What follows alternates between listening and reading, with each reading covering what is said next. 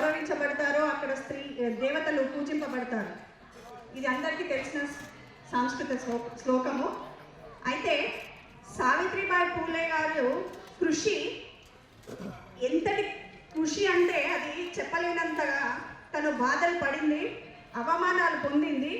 ఎట్టకేలుగా మహిళా ఉపాధ్యాయురాలుగా, మొదటి మహిళా ఉపాధ్యాయురాలుగా ఈరోజు తను మన మధ్య లేకపోయిండొచ్చు, కానీ మనకి ఈ సుదినాన్ని ఇచ్చిన కారణంగా మనము రేవంత్ రెడ్డి, మన సీఎం గారైన రేవంత్ రెడ్డి గారికి ధన్యవాదాలు చెప్పుకోవాలి. తర్వాత ఈ ఫౌండేషన్ పేరే సావిత్రిబాయి పూలే ఫౌండేషన్. ఈ ఫౌండేషన్ వాళ్ళు దీన్ని సాధించడం అనేది జీవో తెచ్చి మహిళా ఉమెన్స్ టీచర్స్ డే లాగా ఈ యొక్క జయంతిని జరుపుకోవడము నిజంగా మనము గర్వించదగ్గ విషయము.